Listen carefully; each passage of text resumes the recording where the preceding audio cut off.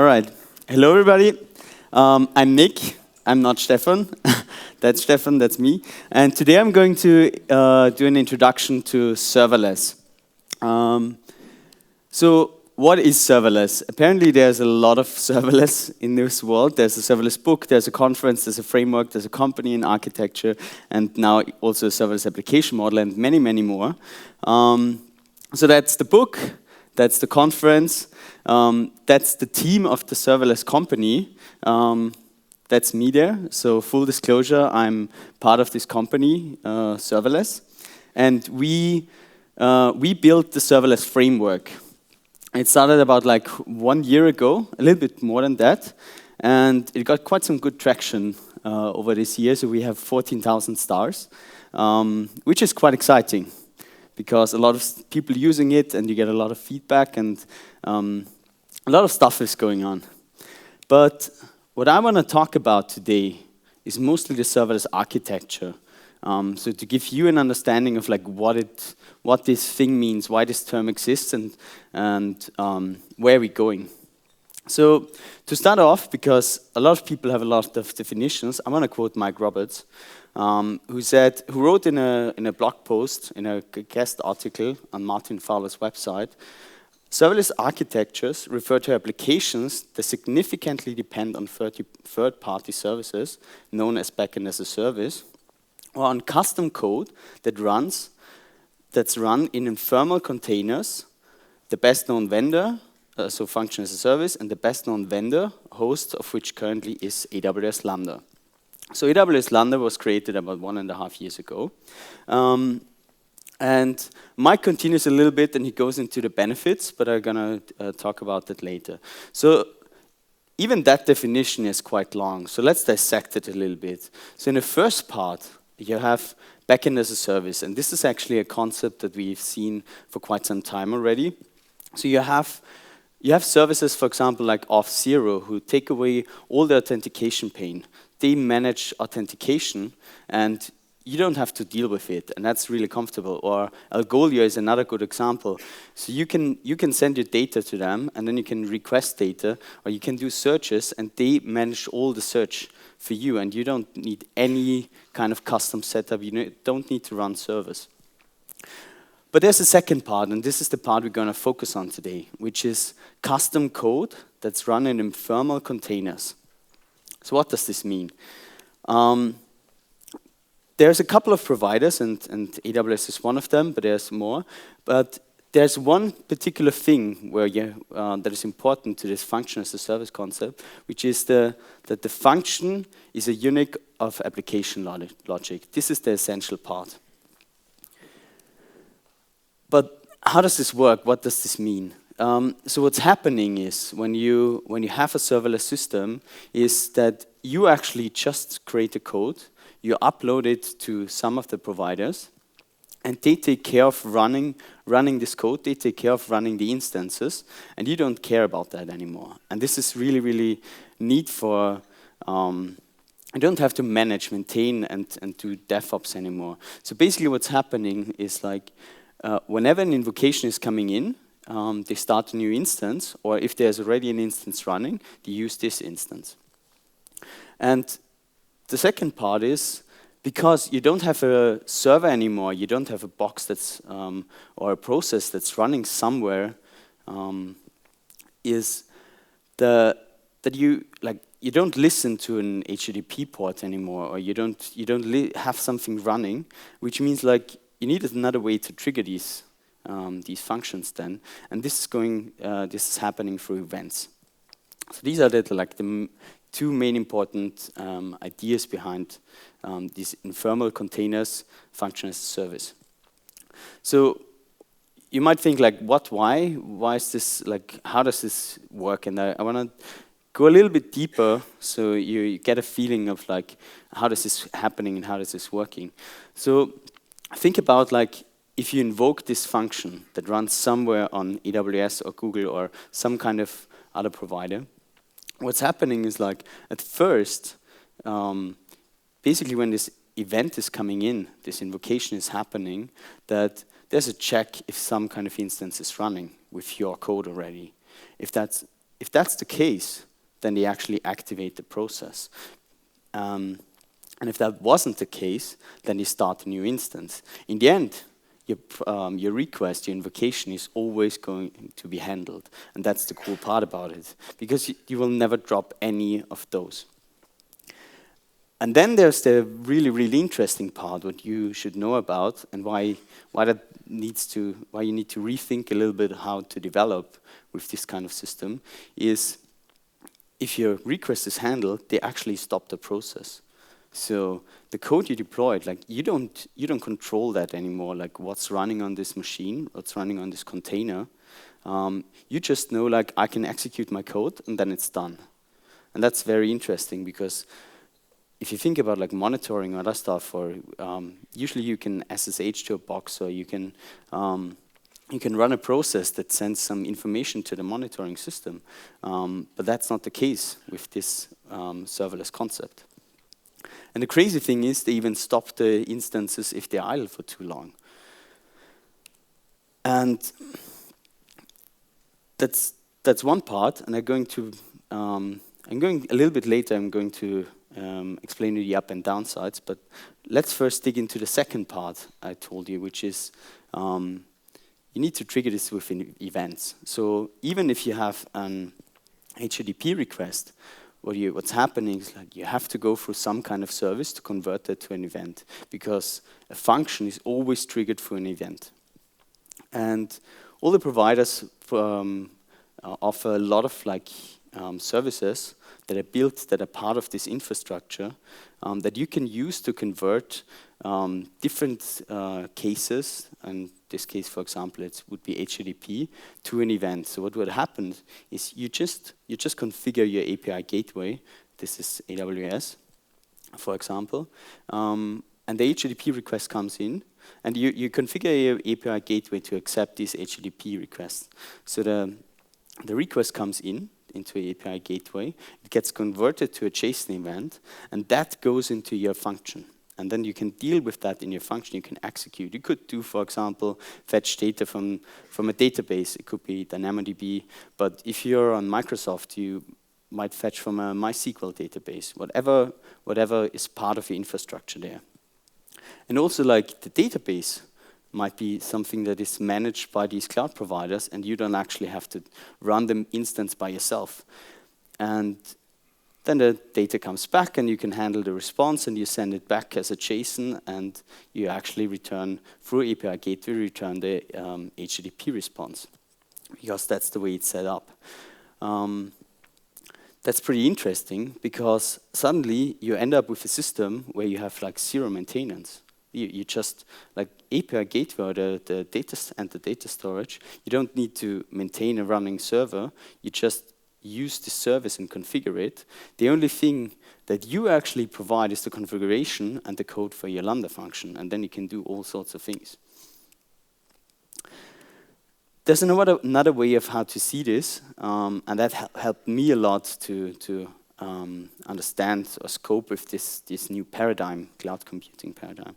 So if you look back a couple of years, like 10, 20, we still, and even some companies still do this nowadays, like you had physical servers. So what happened is, like, when you wanted to a tech company, you were calling someone in a data center and say, like, please, I need a server, and then someone was turning on a box and giving you access to the server, and you completely had to maintain it. And then there's these crazy cases where, like, something went completely wrong, so you had to call again, and you had to wait 10 minutes because the person had to find the server in the rack and reboot it.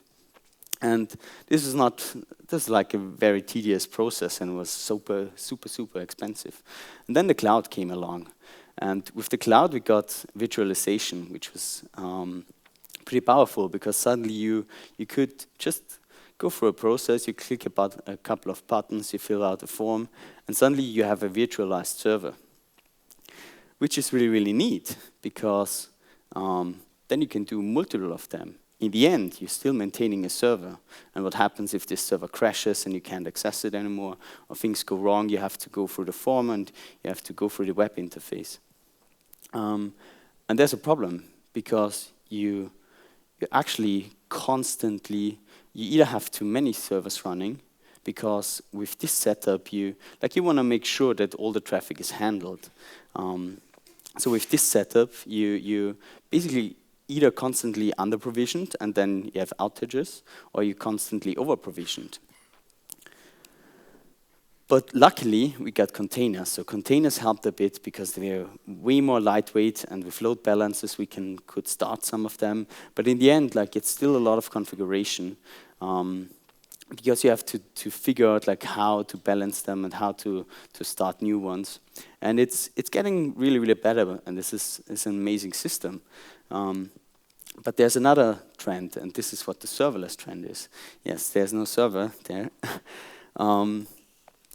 But actually they are, because you already heard, when I have an invocation, when a request comes in, for example, it's booting up this instance. And then it handles as many requests as it does. If I don't have anything up and running, or if I don't get any requests on this particular endpoint, it will shut down the instance again on this particular function. And that's what's happening. But what if I have a lot of requests? The good part is, because it's the way the system is designed, is that it actually can deal with a lot of requests. So it will just spin up multiple instances and does this routing, like, hey, is an instance free? No, so I can create another one and spin up another instance. And yeah, so the hard, or the tricky question is, isn't that very limiting? Absolutely it is, yes. And that's a problem, because you have to rethink a lot of what you do and how you do it when you deploy systems. Nevertheless, this is everybody of us knows this, where Twitter has an outage, and you know the situation when you had that. Everybody in the company is on fire, because suddenly everybody is focusing on this one goal, how do we bring back the application, how do we get the system up and running again? And this is an interruption that is it's really frustrating, because you actually might be building a feature right now, and now it's interrupting because you have to figure out how to deal with it. Because in the end of the day, you just want to focus on your product. All right, but there are many, many more benefits to such kind of system. For once, it's auto-scaling, because, as I already mentioned, because of the design, how it's built, that it's stateless, and it has a couple of limitations.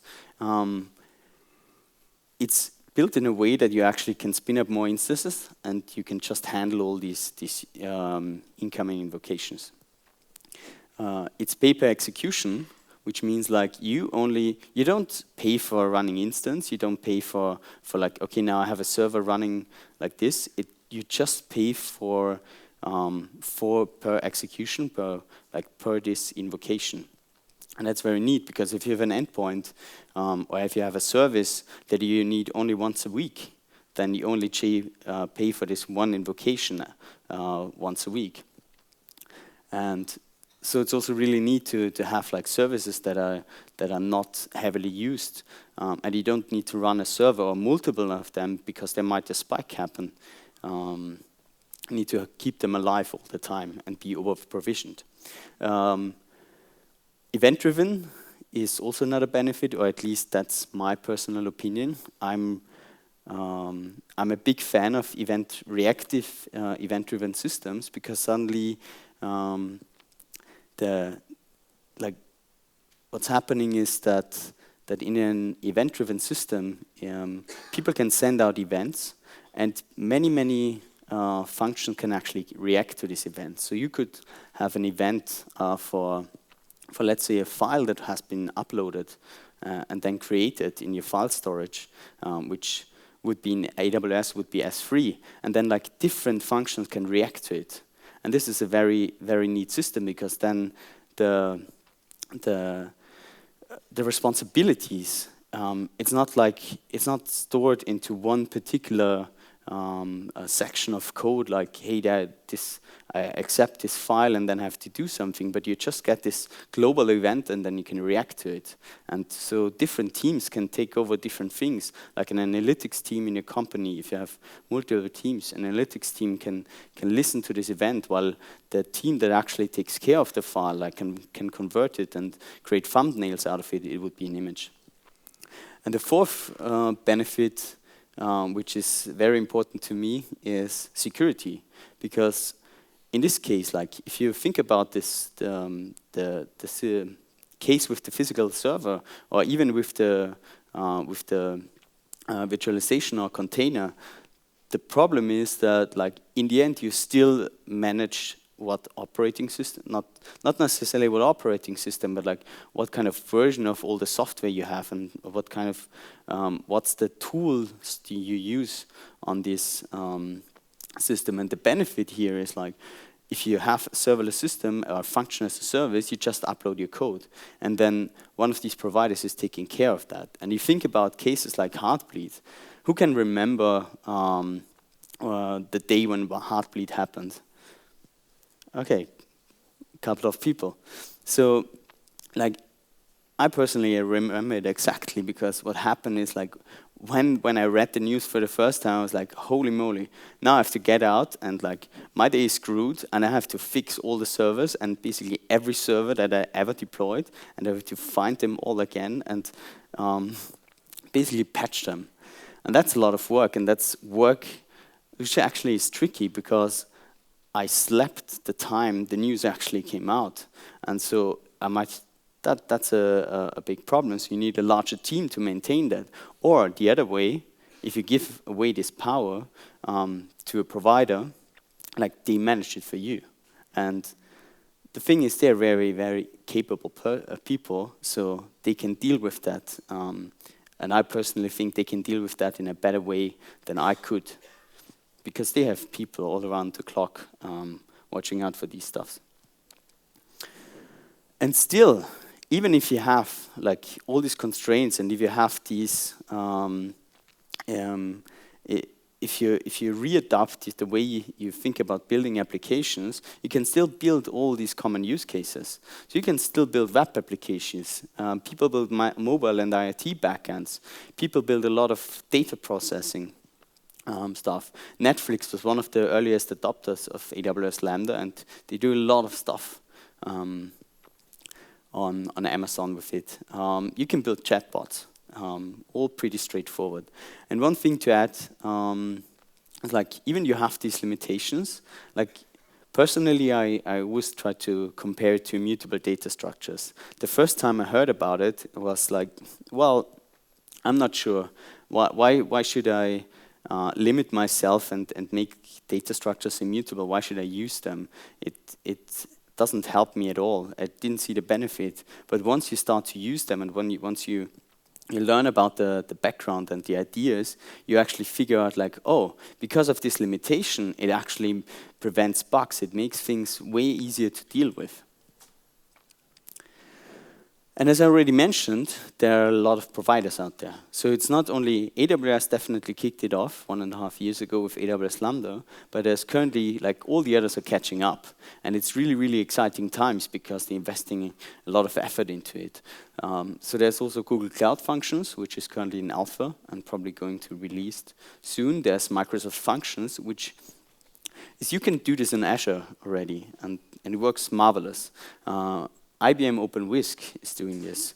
Auth0 has web tasks. Iron has Iron functions, and many, many more popping up nowadays, all following the same concept with function as a service, where you actually don't care about the server anymore, and you just provide them the code and they deal with it. Let's look into some hard numbers. These numbers were announced at re:Invent at Amazon's flagship event in Las Vegas like 2 months ago. And these are pretty interesting numbers because Thomson Reuters, for example, processes 4,000 requests per second with Lambda. FINRA processes 500 billion validations of stock trades daily 5 days a week because the stock market is only open 5 days a week. And Vivo can handle spikes of like 80 times the normal traffic. So that's what I'm talking about. Like maybe you don't have that use case of like 80 times normal traffic, but maybe you sometimes have like twice or 3 times the traffic. And with such a system, you're never under nor over provisioned. Of course, this comes with a lot of challenges. So, and these challenges, so if you think about using such a system, this is super valuable. I believe this is super valuable because it gives you a head start of like what you're, so you don't run into the same issues people that start off over and over run into. So if you think about monitoring, like as already mentioned, the process is stopped. So you can't run any background process. So what's happening is like the best practice or how to deal with monitoring nowadays, that it becomes part of the provider. And what they do is they give you logging, and you can basically log anything, anytime, and you can also listen to this and make it to events. So you can set alarms, and you can figure out like if a certain log happens, it can trigger an alarm, and then you can react to it. And you get a lot of information, like you figure out like how much memory this specific invocation used over time, and you can see where you can optimize. And how it works mostly nowadays is that these providers take all the logs and monitor your system, and then you can feed it into other systems. So for example, New Relic built a Lambda integration, and you can now see all the information that CloudWatch, this logging system, has in New Relic, and you can analyze it, and you can have it together with your existing infrastructure.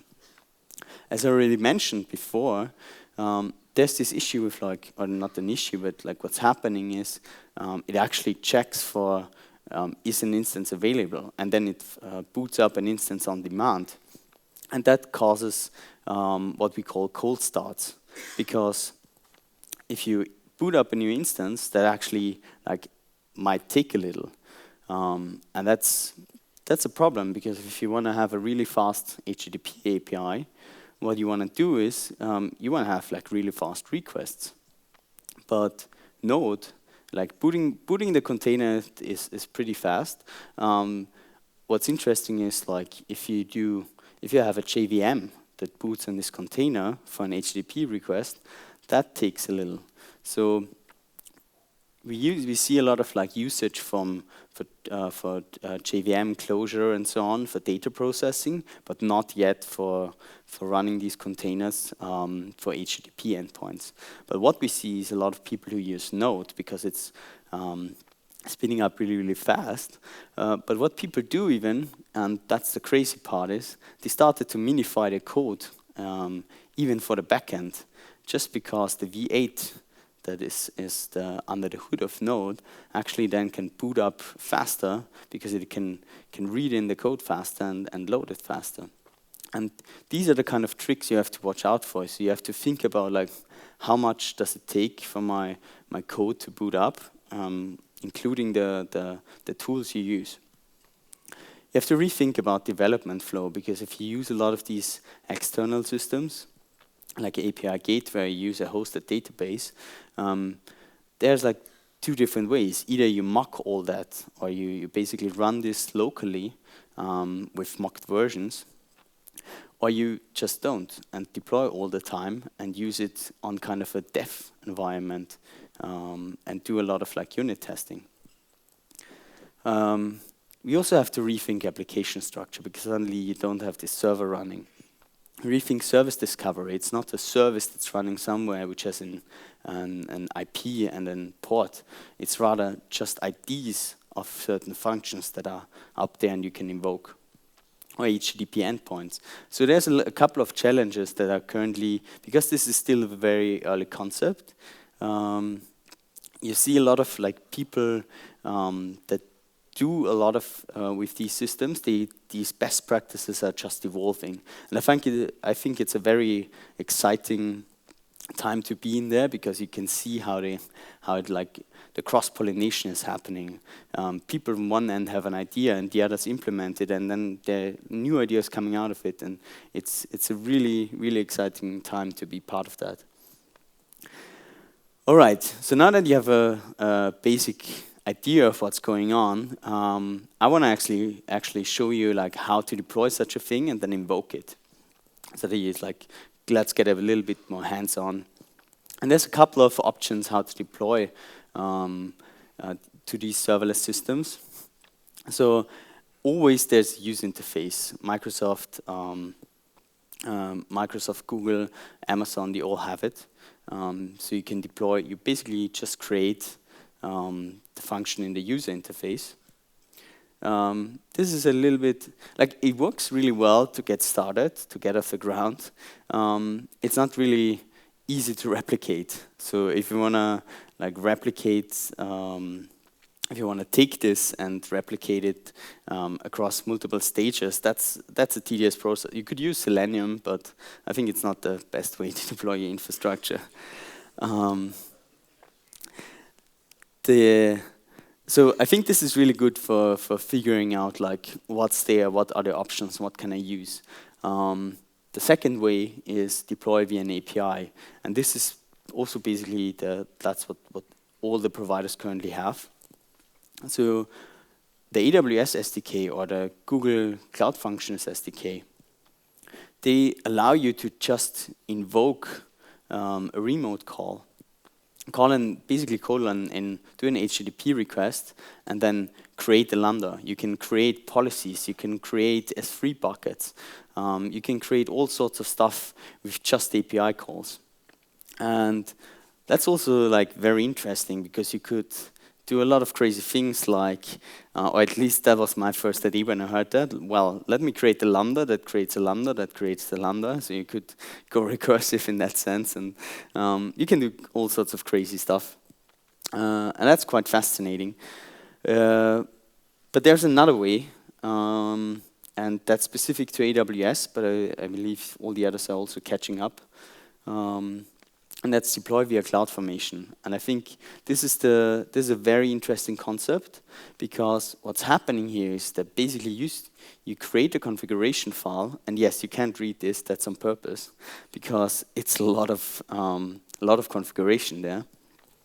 But the idea is genius, at least I believe so, because what's happening is like you basically declare your infrastructure. You just write down like, okay, I want to have a Lambda, and I want to have a database, and I want to have the policies that the Lambda can access the database, but only this specific Lambda function, and I don't want that any other function can access the database. You can do very fine-grained permissions, and you can you have a lot of basically all these configurations, and there's a couple of more. This is just the required ones. You have to set them. The benefit of this is that when you basically deploy this configuration, it's like a transaction. It's like a transaction in a database. AWS, in this case, is checking for if this would work. Basically, if you could deploy this whole stack at once, and that all makes sense in terms of the permissions, and if you don't have any like syntax errors, or if you don't have any errors in terms of permissions that don't make sense in any way. And that's pretty cool because you basically do transactional infrastructure changes, and that's I'm super excited about that. The downside, as you already can see, is that this is a lot of configuration. So this is actually why the serverless framework was created by Austin about a year ago. And this, we came to that point that the serverless framework uses CloudFormation, and it basically gives you sensible defaults for all the stuff that you would need to configure manually. So in this case, let me actually go through it. So we just have a YAML file, and in this YAML file, you basically describe your service. You describe the framework version that you want to use. The framework version that's not necessary, but I highly recommend it to lock it down. And then you start off by defining your provider, because you can deploy to AWS, and that's also very neat. You have the same syntax to deploy to different providers. So you learn once and can use it everywhere. You define the provider and you define the runtime. There's an interesting part here because there's something I haven't mentioned yet, which is the runtime. So one downside of, or one limitation that we have right now is that they only currently provide a certain amount of runtimes, which is Node, Python, Java, or the JVM, and most recently C#. That's limiting. Nevertheless, there's a lot of people who, so you can run any binary, which is pretty cool, because then you could have like just a couple of lines of Node script and run Go, and that's what people do. People run Go and Swift on AWS Lambda. And that's pretty cool. But yeah, as mentioned, there are these runtimes. And so if you have people even run PHP, but if you, the important part is like, if you use a language that doesn't fit into that, and it's not binary, then it might be not the ideal system for you. All right, let's move on. So the interesting part is that now we can define functions. And in this case, I have a function which is current time. I define the handler, so where the function actually, which function should be executed. And then I define the events. So in this case, I attach an HTTP event with the path ping and the method get to it. And what this does is, and I mean this, well, I have to go back here, sorry. Actually, like this part, I took this, and this generates all of this CloudFormation. So just this simple setup to get one function with an HTTP handler and all the right permissions and all the right settings up and running. That takes a lot of CloudFormation, but it's very simple in this YAML syntax.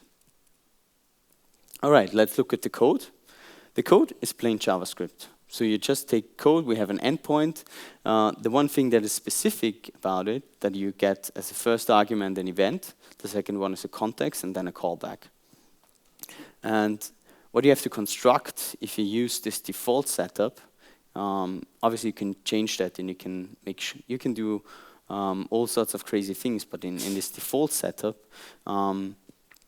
it accepts a response. So you can construct a response object because you know, like the event that was coming in was an HTTP event, so you have a return result based on that. And then, like in typical Node style, you just invoke the callback. The first one, if you would have the first one, would be an error, the first argument, but the second one is a response. And all you need to deploy Lambda is basically this here, the serverless.yaml, a handler.js. And then if you set up AWS, if you set up an account, you simply run serverless deploy, and what it's doing, it takes these two files, it generates a CloudFormation file, packages in a zip, uploads it to S3, and then creates this stack. And that happens pretty fast. The cool part is, what you have done is, you basically have a service up and running, a serverless service that returns the current time. And you can ping it all the time. If you don't ping it for half a day, the instance is probably going to be shut down. But if you ping it again, you can always, they boot up an instance and you can run it again and again and again. And that's pretty cool, because it just took us like writing this like 10 minutes and then deploying this for a minute, and you have a system that needs zero maintenance. It runs. And if there's a security patch needed, AWS will do this. They shut down the instance, they create a new instance. And that's pretty cool, because that's the way to go to production, and very easy and convenient way. how to get started. So there's a lot of examples out there, and we even built as well a couple of examples. So if you struggle a bit of like what you could do and where to get started, you can go to GitHub serverless/examples, and there's a lot of them, or just reach out to us, and then we, or especially I, am also happy to help. Yeah, and before we end, I want to walk you through a couple of more things that you actually could do. So one thing that I found interesting is you can also have an event which is scheduled. So you could have basically a cron job that runs every minute and does something. Or you could say, what a friend of mine in San Francisco did is like, he had this problem that they clean the streets on particular days in the week, and in his street it was like Tuesday and Thursday, and then he had to move the car, but he always forget about it, and so he got a fine. So he took like half an hour, and he built himself a system together with Twilio that actually sends him a text message every day in the morning on Tuesday, on Thursday, so he moves the car. And that the thing is, like, you don't pay for a running instance that is up all the time. It just pings him on Tuesday, and he only pays for Tuesday and Thursday. And the best part is, like, there's a free tier with AWS, there's a free tier with Microsoft and Google. So he pays nothing, and he has a system up and running, no maintenance, all good. There are other cases where you can use queues, like, or this notification system. So you can just send, there's a service from AWS which is called SNS, and you could invoke this, you can send basically an entry to this queue, and then it will trigger whoever is listening to that. And so I could have like a text processing step, and that could be my analyze node handler, and it just listens to this analyze node event, and whoever in my current infrastructure is sending this event to this system, which is then of type analyze node, I get it and I can do something, and I can store this, for example, or update the database entry and enhance the let's say the OCR result. All right, so there's many more. And you get, from all of these providers, you get a lot of interesting systems that just need configuration. And that's pretty cool, because you just configure the system, you use a custom code, and then combined with that, you can build all sorts of crazy things. And last but not least, you can even do, like, just to give you a feeling of like what it takes to, what happens if you start to use it in a larger team, or in a organization with already like 3 teams. So for example, what we did is when we built the platform, like, we started to have like one team which was responsible for basically the outgoing API endpoint and the API gateway, which is taking the it was like one service, one team taking care of one service, and that was like the front-end team. And then we had one team which had their own Lambda functions, which was just taking care of like getting out the right data. And this was really interesting because the front-end team didn't need to know about like how to do database queries. They just needed to know like these are these couple of Lambda functions, and they give me back certain data. And this is what the backend team, who was taking care of the database, was exposing. And then the only thing you need to know is the contract and what's the idea of this particular Lambda function. And then a third team who is just specifically taking care of search. And this is a way how to even scale this, and I hope this helps to give you a little bit of an insight how you can structure your application, because this is a challenge in this new system. All right, and that's it. I hope you give it a try, because I'm really, really excited about it, and feel free to ask me if you have questions about it. Thank you very much.